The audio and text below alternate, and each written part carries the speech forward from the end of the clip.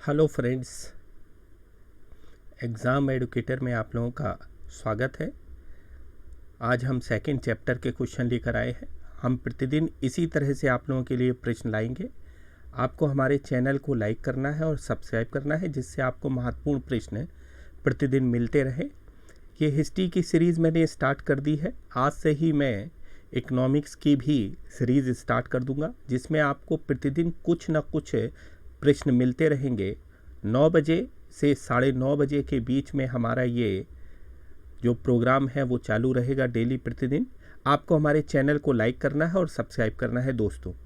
तो पहला प्रश्न लेकर चलते हैं। Who was the first European to designate Aryan as a race? आर्य को एक व्यक्ति के रूप में नामित करने वाला पहला यूरोपियन कौन था? तो इसका आंसर आप लोग याद रखेंगे कि पहला यूरोपियन आर्यों को एक व्यक्ति के रूप में नामित करने वाला पहला यूरोपियन मैक्स मूलर हुआ करता था। और मैक्स मूलर ने आर्यों को एक जाति के रूप में बताया था, एक जाति के रूप में बताया था, एक कास्ट के रूप में बताया था। और इन्होंने कहा था कि मैक्स मूलर ने कि भारत में आर्य एक जाति के रूप में आए, और आर्य एक जाति के रूप में आए तो इनका जो थ्योरी था वो थोड़ा सा अलग थ्योरी था। इनका ये कहना था कि आर्य लोग मिडिल एशिया के रहने वाले लोग थे। मैक्स मूलर कहते हैं कि आर्य लोग मिडिल एशिया के रहने वाले लोग थे, और ये दो भागों में बंटते हैं। एक भाग तो इनका ईरान में रह गया था और दूसरा भाग इनका भारत में आ गया था। और भारत के क्षेत्र पंजाब, जिसे सप्त सैंधव क्षेत्र के नाम से जानते हैं, वहाँ पहुँचा। और सप्त सैंधव क्षेत्र में इन्होंने अपना निवास स्थान बनाया था, सप्त सैंधव एरिया में। और वहाँ पर स्थान बनाकर सप्त सैंधव एरिया में अपना वैदिक स्ट्रक्चर को डेवलप किया, और वैदिक सिविलाइजेशन यहाँ पर डेवलप हुई थी। इस तरह से बताने वाले व्यक्ति थे मैक्स मूलर। तो आपको याद रखना कि मैक्स मूलर ने एक जाति के रूप में, एक व्यक्ति के रूप में नामित करने वाले कौन यूरोपियन था? तो इसका आंसर होगा मैक्स मूलर। दूसरा प्रश्न लेकर चलते हैं। वैदिक आर्यों का प्रधान भोजन क्या था? तो आपको याद रखना कि वैदिक आर्यों का प्रधान भोजन जो था, मिल्क तथा इट्स प्रोडक्ट, दुग्ध एवं इसके प्रमुख उत्पाद इसका प्रमुख भोजन था। इस बात को आप लोग याद रखेंगे। प्रमुख उत्पाद दूध से बने हुए, जैसे खीर वगैरह भी ये लोग खाते थे। इसके अलावा यहाँ पर अन्य भोजन के रूप में अगर देखा जाए, ये तो प्रमुख भोजन था। ये लोग एक यहाँ पर जौ भी की फसल भी उपजाते थे, ये लोग गेहूं की फसल भी उपजाते थे, और अन्य चना वगैरह भी एक तरह से उपजाने का कार्य किया करते थे। लेकिन यहाँ पर प्रश्न पूछा गया है प्रधान भोजन क्या था? तो प्रधान भोजन मिल्क तथा इट्स प्रोडक्ट, अर्थात इससे बने हुए उत्पाद को ज़्यादा महत्व दिया करते थे। जानवरों में यहाँ पर गाय की बहुत महत्ता थी, काऊ यहाँ पर बहुत इंपॉर्टेंट जानवर हुआ करता था। और इसको इस बात से समझ सकते हैं कि काऊ यहाँ का बहुत इंपॉर्टेंट जानवर था, क्योंकि गाय को यहाँ पर अघन्या कहा गया है। अघन्या यहाँ पर गाय को कहा गया है। अघन्या का मतलब होता है ना मारने योग्य, जिसको मारा ना जाए अघन्या के रूप में जाना जाता है। याद रखेंगे, जिसको मारा ना जाए अघन्या के रूप में जाना जाता है। तो गाय को अघन्या भी कहा जाता है। ये प्रश्न भी आपका पूछा गया है अन्य एग्जाम में। तीसरा प्रश्न लेकर चलते हैं। The battle of Mahabharata believed to have been fought fat Kurukshetra for. Mahabharata की लड़ाई कुरुक्षेत्र में कितने दिन लड़ी गई? तो आप लोगों को याद रखना कि 18 दिन महाभारत की लड़ाई लड़ी गई थी। टोटल 18 डेज महाभारत की लड़ाई लड़ी गई थी। और महाभारत का जो टाइम पीरियड माना गया है, लगभग 900 BC से लेकर 800 BC के बीच में महाभारत और रामायण का टाइम पीरियड माना गया है, जो उस समय की महत्वपूर्ण घटनाओं के रूप में जाना जाता है वैदिक टाइम पीरियड में। तो यहाँ पर महाभारत की लड़ाई कुरुक्षेत्र में कितने दिन लड़ी गई थी? 18 दिन लड़ी गई थी यहाँ। नेक्स्ट प्रश्न लेकर चलते हैं। कंसीडर द फॉलोइंग पर विचार करना है आपको, और फॉलोइंग पर विचार करना है। तो ये कुछ आश्रम दिए गए हैं कि जीवन में कुछ आश्रम कौन कौन से व्यक्ति के जीवन में माने गए हैं। तो टोटल व्यक्ति की आश्रम व्यवस्था में 100 वर्ष आयु मानी गई है, और 100 वर्ष आयु मानी गई है जिसमें 25-25 वर्ष के लिए आश्रम व्यवस्था को बांटा गया है। तो सबसे पहले यहाँ पर ब्रह्मचर्य आश्रम आता है, फिर उसके बाद में गृहस्थ आश्रम आता है, फिर वानप्रस्थ आश्रम आता है, और फिर संन्यास आश्रम आता है। सबसे पहले ब्रह्मचर्य आश्रम आता है। ब्रह्मचर्य आश्रम में व्यक्ति गुरु के पास पहुंचकर शिक्षा ग्रहण किया करता था, और ब्रह्मचर्य आश्रम 25 वर्ष का हुआ करता था, जिसमें वो ब्रह्मचर्य का जीवन जिया करता था। गृहस्थ आश्रम जो था, ये गृहस्थ आश्रम 25 वर्ष के लिए हुआ करता था, जिसमें व्यक्ति वैवाहिक जीवन को जिया करता था। और तीसरा आश्रम हुआ करता था जिसे वानप्रस्थ आश्रम कहते हैं। वानप्रस्थ आश्रम में व्यक्ति समाज का सलाहकार बन जाता था, और सलाहकार बन जाता था और उस कंडीशंस में समाज के सलाहकार के रूप में काम किया करता था, और वान की तरफ अर्थात वन की तरफ जाने के लिए तैयारियां करना शुरू कर देता था। और सबसे बाद में आता है संन्यास आश्रम। संन्यास आश्रम में व्यक्ति साधु का और जंगल की तरफ प्रस्थान कर जाता था और कुटिया बनाकर जंगल में रहता था, जिसे संन्यास आश्रम यहाँ पर कहा जाता था। तो कुछ आश्रम है, तो इसका आंसर होगा कंसीडर द फॉलोइंग कि कौन सा पहले होगा। तो इसका चौथे का आंसर होगा यहाँ पर ए। नेक्स्ट प्रश्न लेकर चलते हैं। निम्नलिखित में किसने संस्कृत व्याकरण लिखा? संस्कृत की व्याकरण किसने लिखी थी? तो आपको याद रखना है कि संस्कृत की व्याकरण जो पुस्तक है पाणिनि के द्वारा लिखी गई थी। पाणिनि के द्वारा यहाँ पर संस्कृत की व्याकरण की पुस्तक लिखी गई थी सर्वप्रथम। व्याकरण किसने लिखा? पाणिनि ने सबसे पहले व्याकरण। कालिदास ने नहीं, चरक ने नहीं, आर्यभट्ट ने नहीं। कालिदास की आपको पुस्तकें पता होनी चाहिए। कालिदास की पुस्तक मालविकाग्निमित्रम, मेघदूतम, अवज्ञान शकुंतलम, ये सारी की सारी यहाँ पर कालिदास की किताबें हुआ करती थी। चरक की जो डॉक्टर हुआ करते थे, चिकित्सक हुआ करते थे, इनकी पुस्तक का नाम था चरक संहिता। इनकी प्रमुख पुस्तक का नाम हुआ करता था चरक संहिता। और आर्यभट्ट जो कि यहाँ पर कहा जाता है कि गुप्ता टाइम पीरियड में हुआ करते थे, इनकी प्रमुख पुस्तक का नाम था आर्यभट्टीय। आर्यभट्टीय इनकी प्रमुख पुस्तक का नाम हुआ करता था आर्यभट्ट की। तो आप लोगों को याद रखना, आर्यभट्ट की प्रमुख पुस्तक थी आर्यभट्टीय यहाँ पर हुआ करती थी। और चरक संहिता चरक की थी। कालिदास की मैंने बताया। मेघदूत याद रखना, मेघदूत याद रखना। अवज्ञान शकुंतलम याद रखना, अभिज्ञान शाकुंतलम याद रखना, कुंतलम याद रखना। ये सारी की सारी कालिदास की पुस्तकें हुआ करती थी। तो पाणिनि की अष्टधाई यहाँ पर पुस्तक हुआ करती थी और संस्कृत व्याकरण पर लिखी हुई पुस्तक के रूप में जाना जाता है। नेक्स्ट प्रश्न लेकर चलते हैं यहाँ पर। छठवां, ऋग्वेद में किस नदी का उल्लेख नहीं है? ऋग्वेद में यहाँ पर किस नदी का उल्लेख नहीं है? तो पेरियार नदी का नहीं है। सिंधु नदी सबसे कहा जाता है कि महत्वपूर्ण नदी के रूप में जानी जाती थी। सबसे महत्वपूर्ण इम्पॉर्टेंट रिवर जो हुआ करती थी वो सिंधु नदी हुआ करती थी। ऋग्वेद में इम्पॉर्टेंट रिवर जो थी वो सिंधु नदी हुआ करती थी। दूसरा, सरस्वती यहाँ पर जो सबसे पवित्र नदी हुआ करती थी, अर्थात होली रिवर जिसे कहते हैं, वो सरस्वती रिवर के रूप में जानी जाती है। Holi river, Saraswati river. यमुना का ऋग्वेद में 3 बार उल्लेख किया गया है, 3 बार। जबकि याद रखना कि गंगा का केवल 1 बार उल्लेख किया गया है ऋग्वेद में। गंगा 1 बार उल्लेख किया गया है और जमुना का यहाँ पर 3 बार उल्लेख किया गया है। तो यहाँ पर पूछा गया है कि किस नदी का उल्लेख नहीं है? तो पेरियार दक्षिण भारत की नदी है, इसका उल्लेख नहीं किया गया है। नेक्स्ट क्वेश्चन है, which of the following is the major impact of Vedic culture of Indian history? निम्नलिखित में से कौन सा भारतीय इतिहास पर वैदिक संस्कृति का प्रमुख प्रभाव था? तो आपको याद रखना, इसका आंसर होगा क्या? जाति व्यवस्था का कठोरीकरण। इसका हिंदी होता है जाति व्यवस्था का कठोरीकरण, कास्ट सिस्टम कठोरीकरण। इसको आप लोग याद रखेंगे। इसका भारतीय इतिहास पर वैदिक संस्कृति का प्रमुख प्रभाव है जाति व्यवस्था का कठोरीकरण। फिलॉसफी डेवलपमेंट, कल्चर और परसेप्शन ऑफ न्यू वर्ल्ड, नई एक तरह से विश्व की स्थापना की या संभावना की बात की गई है, तो इसमें आंसर होगा जाति व्यवस्था का कठोरीकरण।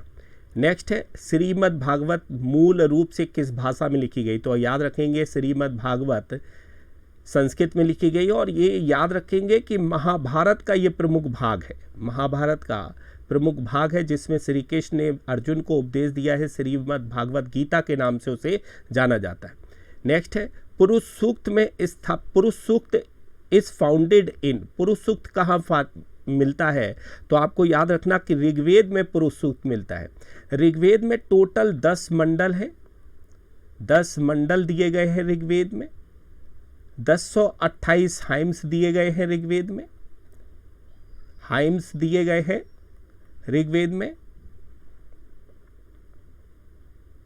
और ऋग्वेद में 1028 हाइम्स दिए गए हैं। और तीसरी बात आपको याद रखनी है ऋग्वेद में कि ऋग्वेद में 10 मंडल, जो 10वां मंडल है उसी को यहाँ पर पुरुष सूक्त मंडल भी कहते हैं, उसी को क्या कहते हैं, पुरुष सूक्त मंडल भी कहते हैं। और उसका कारण है पुरुष सूक्त मंडल कहने का, क्योंकि ब्रह्मा जी के शरीर से 4 वर्णों का ओरिजिन दिखाया गया है। कितने वर्णों का, 4 वर्णों का ओरिजिन दिखाया गया है दोस्तों।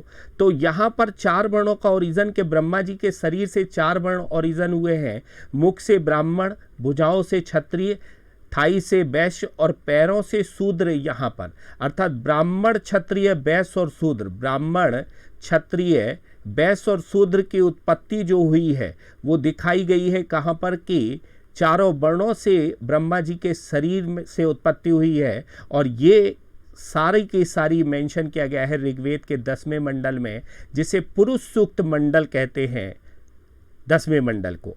नेक्स्ट प्रश्न लेकर चलते हैं। ऋग्वेद के श्लोक को लिखा गया है, तो याद रखेंगे कि ऋग्वेद के जो श्लोक हैं कई लेखकों के द्वारा लिखे गए हैं, कई लेखकों के द्वारा लिखे गए हैं। इसमें गृह समद का प्रमुख रूप से स्थान आता है, विश्वामित्र का भी प्रमुख रूप से स्थान आता है, गृह समद का भी प्रमुख रूप से स्थान आता है, विश्वामित्र का भी आता है, वशिष्ठ का भी आता है। इसमें कई यहाँ पर लेखक हुआ करते थे जिन्होंने ऋग्वेद के श्लोकों को लिखा है, तो विश्वामित्र भी इसमें प्रमुख रूप से आते हैं, याद रखेंगे आप लोग। गृह समद भी आते हैं, वशिष्ठ भी यहाँ पर प्रमुख रूप से आते हैं। नेक्स्ट प्रश्न लेकर चलते हैं। भारत की शासन व्यवस्था ने निम्नलिखित में से किस नदी को राष्ट्रीय नदी घोषित किया है, तो याद रखें गंगा नदी हमारी राष्ट्रीय नदी है, सभी लोगों को ये पता होना चाहिए। नेक्स्ट है पतंजलि को किसके संकलन के रूप में जाना जाता है, योग सूत्र के रूप में जाना जाता है पतंजलि को, किसके, पंचतंत्र के रूप में जाना जाता है, ब्रह्म सूत्र के रूप में जाना जाता है और आयुर्वेद के रूप में जाना जाता है। तो पतंजलि को याद रखेंगे कि योग सूत्र के रूप में जाना जाता है, याद रखना यही पतंजलि है। पतंजलि के ही निर्देशन में शुंग वंश का एक शासक हुआ करता था जिसका नाम पुष्यमित्र शुंग था, जिसका नाम पुष्यमित्र शुंग था।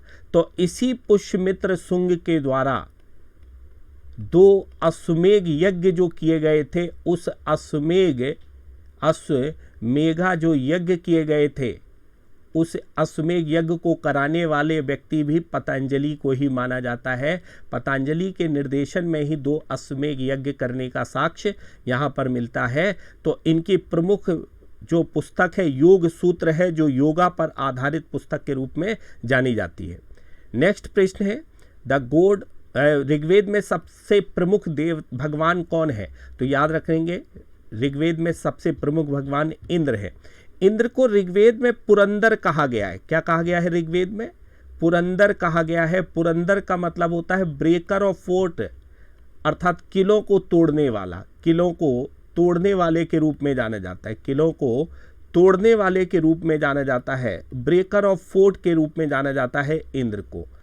और दूसरा बात यहाँ पर याद रखना कि इंद्र इसलिए महत्वपूर्ण है क्योंकि 250 हाइम्स इंद्र को समर्पित किए गए हैं, 250 सूक्त जो है वो इंद्र को समर्पित किए गए हैं। 1028 सूक्त मैंने बताया अभी पीछे कि 1028 सूक्त में 250 सूक्त इंद्र को समर्पित किए गए हैं। अग्नि को 200 सूक्त समर्पित किए गए हैं। 200 सूक्त समर्पित किए गए हैं। और ये एनडीए में क्वेश्चंस भी बना है कि अग्नि और इंद्र ये दोनों ऐसे देवता हैं कि लगभग आधे सूक्त इन्हें समर्पित किए गए हैं। तो टोटल ऋग्वेद में 1028 सूक्त हैं और 1028 सूक्त में 200 सूक्त अग्नि को और पुरंदर को 250 सूक्त, लगभग आधे सूक्त इन्हीं दोनों को समर्पित किए गए हैं। यहाँ विष्णु के बारे में ऋग्वेद में ज़्यादा जानकारी नहीं है, केवल ये दिखाया गया है ऋग्वेद में कि 3 पैरों से पूरी पृथ्वी को जन्म कर दिया था। 3 पैरों से पूरी पृथ्वी को जन्म कर दिया था विष्णु ने, ये केवल दिखाया गया है यहाँ पर। और ये दिखाया गया है, तो इस तरह से आप लोगों को याद रखना कि ऋग्वेद के बारे में यहाँ पर मेंशन किया गया है कि 3 पैरों से पूरी पृथ्वी को जन्म करने वाले कौन थे, यहाँ पर विष्णु हुआ करते थे। और इसी 3 पैरों को कारण से केरल में एक त्योहार मनाया जाता है जिसे पोंगल कहते हैं, जिसे पोंगल कहते हैं त्योहार के रूप में। नेक्स्ट प्रश्न लेकर चलते हैं। ऋग्वैदिक भगवान वरुण थे।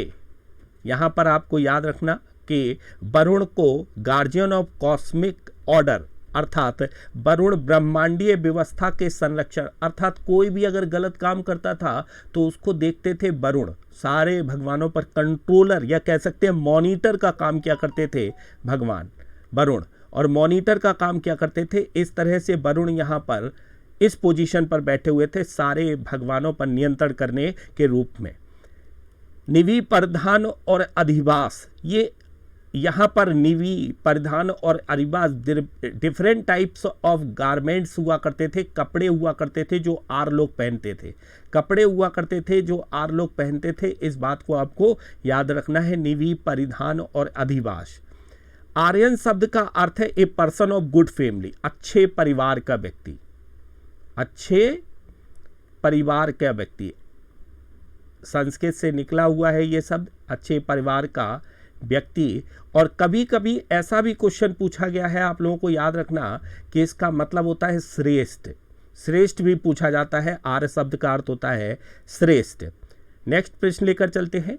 निम्नलिखित 4 वेदों में से किसमें जादुई आकर्षण और मंत्रों का लेखा जोखा है? तो आपको याद रखना अथर्ववेद में जादुई आकर्षण और मंत्रों का लेखा जोखा है। ऋग्वेद सारे वेदों का वेद कहा जाता है, अर्थात वेदों का वेद कहा जाता है, वेदों का वेद कहा जाता है ऋग्वेद, और ये वेदों का वेद है। और साथ ही साथ यहाँ पर एक बात और याद रखेंगे कि ऋग्वेद वेदों का वेद है। इसके अलावा ऋग्वेद सबसे पुराना वेद है, सबसे पुराना वेद है। ऋग्वेद जो है वो सबसे पुराना वेद है, ये बात भी आप याद रखेंगे, सबसे पुराना वेद है और वेदों का वेद भी है। सामवेद में संगीत के बारे में जानकारी मिलती है, संगीत के बारे में जानकारी मिलती है। सामवेद में म्यूजिक के बारे में जानकारी मिलती है। अथर्ववेद में जो जानकारी है वो यज्ञों के बारे में जानकारी मिलती है, यज्ञीय विधि विधान के बारे में। और यहाँ पर याद रखना जादू टोना इन सब के बारे में जानकारी देता है कौन वेद, ये याद रखना अथर्ववेद इन सब के बारे में जानकारी देता है। नेक्स्ट पेज लेकर चलते हैं। आरंभिक वैदिक आर्यों का प्रमुख आर्यों का धर्म मुख्य रूप से था।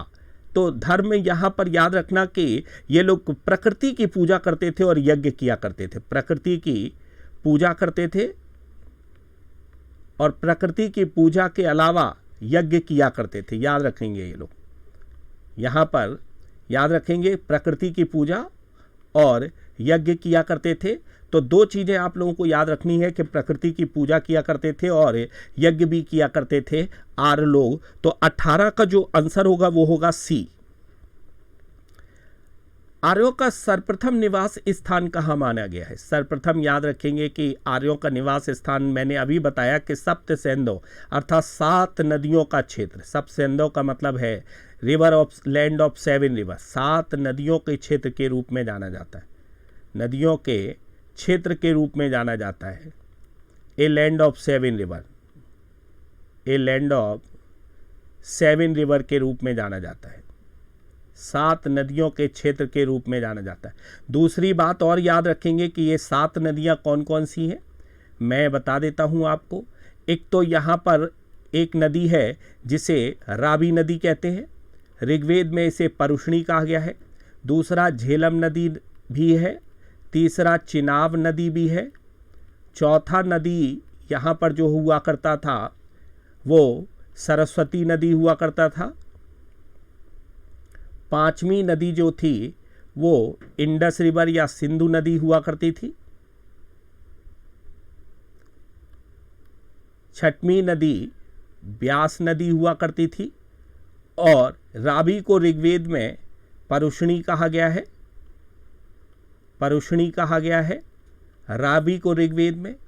बितस्ता झेलम के नाम से जानी जाती थी, बितस्ता झेलम के नाम से जानते थे, बितस्ता झेलम के नाम से जानते थे। चिनाब को अस्कनी कहते थे, अस्कनी चिनाब थी। सरस्वती को सरस्वती कहते थे, सरस्वती कहते थे। इंडस को यहाँ पर याद रखेंगे कि इंडस को यहाँ पर कहते थे सिंधु नदी, सिंधु नदी कहते थे, और ब्यास को विपासा कहते थे या विपास कहते थे, विपास कहते थे। तो यहाँ पर ये नदियाँ प्रमुख रूप से थीं, और इस तरह से यहाँ पर नदियों के विस्तारित रूप में यहाँ पर देखा जाता है कि यहाँ पर आर्यन सभ्यता विकसित थी। नेक्स्ट क्वेश्चन लेकर चलते हैं। आरंभिक वैदिक काल में सबसे मूल्यवान संपत्ति क्या माना जाता था? तो याद रखेंगे गाय सबसे मूल्यवान व्यक्ति था। जितनी ज़्यादा गाय उतना बड़ा आदमी माना जाता था वैदिक काल में। और दूसरा बात आपको ये भी याद रखना है कि आर्यों के बारे में क्या याद रखना है? आर्यों के बारे में कि गाय को अघन्या माना गया है। अघन्या, अघन्या मैंने बताया कि ना मारा जाए जिसको, गाय को अघन्या माना जाता था। और गाय से जड़ी हुई कई शब्दावलियाँ थीं, जैसे दुहित्री, दुहित्री, दुहित्री गाय का दूध निकालने वाली लड़की को दुहित्री कहते थे। गौधुली, गौधुली तो आप लोगों ने नाम सुना ही होगा।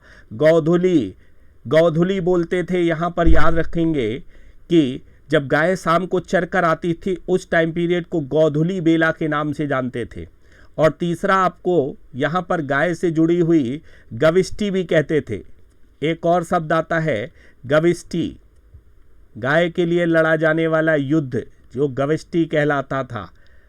तो इस तरह से कई शब्दावलियाँ गाय से जुड़ी हुई मिलती हैं जो कि ऋग्वैदिक टाइम पीरियड में। तो यहाँ पर याद रखें कि गाय सबसे मूल्यवान संपत्ति माना जाता था। नेक्स्ट है सारग, प्रतिसर्ग, वंश, मवंतर और वंशानुचरित किसके संकेतक है? तो पुराण के संकेतक है, यही याद रखना है आप लोगों को। नेक्स्ट है राज के प्रतीक सत्यमेव जयते, याद रखेंगे मुंडको उपनिषद से लिया गया है। किससे लिया गया है? मुंडको उपनिषद से सत्यमेव जयते लिया है, मुंडक उपनिषद से। अब ये याद रखना मुंडक उपनिषद है ये, नहीं तो मांडुक लगा जाए आप जल्दी में।